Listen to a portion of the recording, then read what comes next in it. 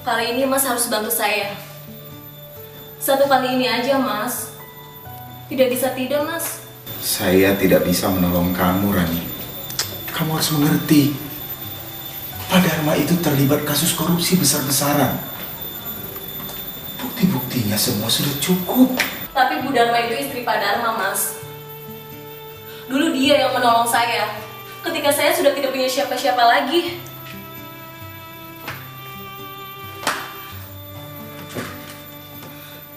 Sesudah ibu kita meninggal, saya terlantar. Bapak sibuk cari istri baru.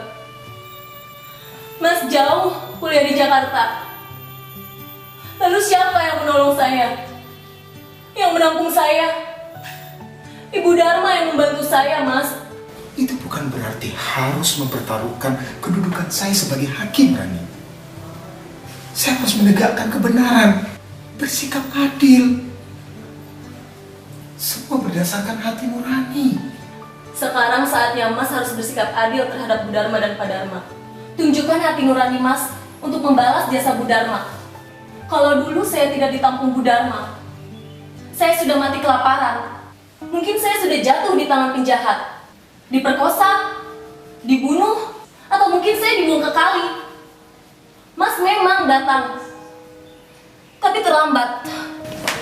Saya tidak berdaya saat itu, Rani. Saya juga harus menyelesaikan kuliah saya dulu. Nanti saya baru bantu kamu.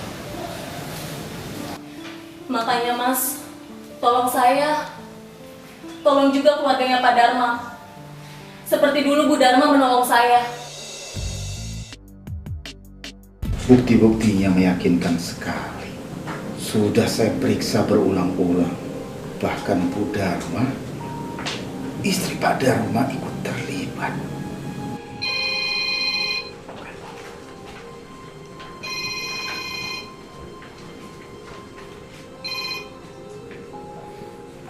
Ada apa lagi, Rani? Jadi kan Mas membantu Bu Dharma. Dia itu baik, Mas. Sangat baik. Orang bisa berubah, Rani. Bu Dharma terlibat kegiatan korupsi suaminya. Gak mungkin, Mas. Itu semua mustahil. Mereka itu orang sederhana. Mungkin saja hidup sehari-harinya sederhana. Mereka sembunyikan harta dalam bentuk aset yang mahal. Antara lain rumah di berbagai tempat. Tabungannya di luar negeri. Jangan sembarangan fitnah ya. Lebih baik Mas berhenti menjadi hakim daripada tidak bisa bersikap adil. Sama adik sendiri aja tidak adil, bagaimana terhadap orang lain?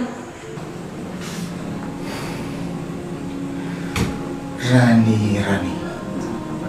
Menurut kamu keadilan itu apa? Harus bagaimana bersikap adil itu? Kamu benar-benar tidak mengerti. Apakah melepaskan koruptor itu adil?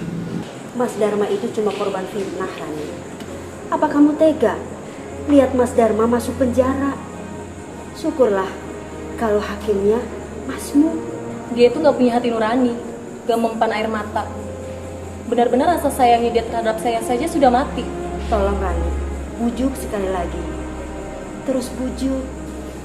Oh ya, ini ada sedikit tambahan buat mondar-mandir.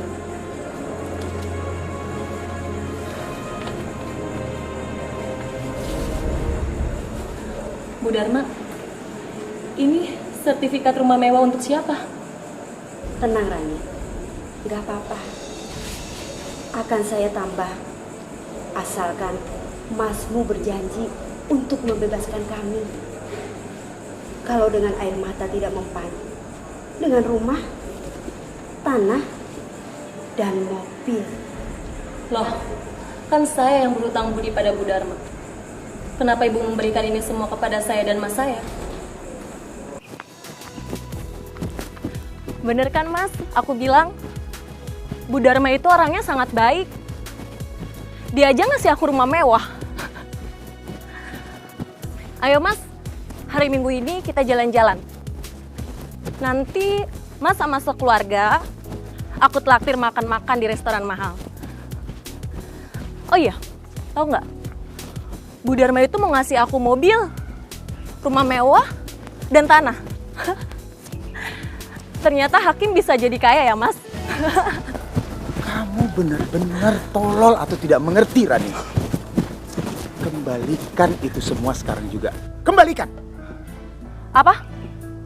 Mas bilang saya tolol. Kamu yang tolol. Gak tahu balas budi. Gak mau dikasih tanah, rumah, dan mobil. Kembalikan, Rani. Kembalikan sekarang juga. Atau saya lapor polisi. Gila kamu, Mas. Gak tahu tanda terima kasih kamu. Gak punya hati nurani.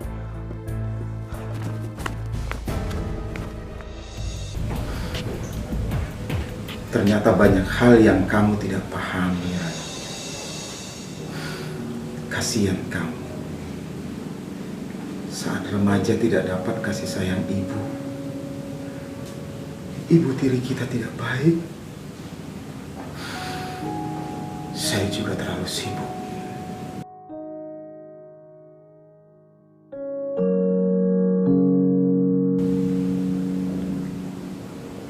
Keadilan menurut siapa, Rani? Keadilan menurut kamu dan Bu Dharma itu bukan keadilan. Itu melukai hati nurani masyarakat. Bu Dharma membantu Pak Dharma korupsi.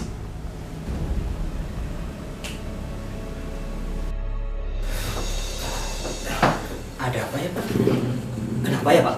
Ada yang meninggal? Oh, tidak. Saya cuma ingat sesuatu. Oh, saya pikir cuma saya yang bisa nangis. Biasanya Bapak selalu tampil tegas dan berwibawa, sampai terkenal sebagai hakim yang berintegritas tinggi. Kamu bisa saja. Ya sudah ya, Pak, saya permisi dulu. Baik.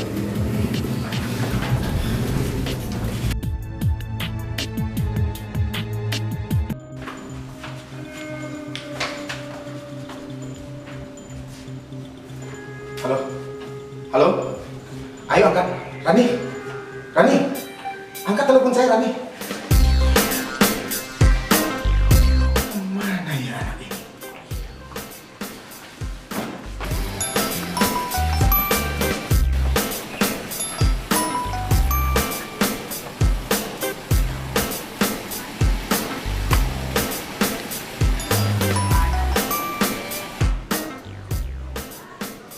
Halo? Rani?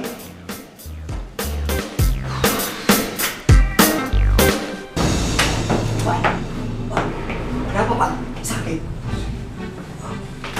Kenapa? Saya lihat Bapak stres menghadapi perkara Pak Dharma. Belum pernah Bapak seperti ini sebelumnya. Apa Bapak tidak mundur saja dari kasus ini, Pak? Kelihatannya berat. Ada yang menekan Bapak? Tidak. Tekanan dari pihak yang berkuasa, Pak? Bukan. Belum pernah saya lihat Bapak bingung begini menghadapi perkara. Biasanya tegas, cerdas. Sudah, Pak. Mundur aja. Biar saya nanti yang bikinkan suratnya, Pak. Apa kamu bilang? Kamu sudah mundur. Saya tidak akan mundur satu langkah pun. Walaupun dapat tekanan dari pihak manapun, dari siapapun, saya tidak akan menerima kompromi-kompromi. Itu kan memang kredibilitas Bapak. Semua orang juga tahu integritas Bapak. Apalagi saya yang sudah tahunan kerja dengan Bapak. Jadi untuk apa diucapkan lagi?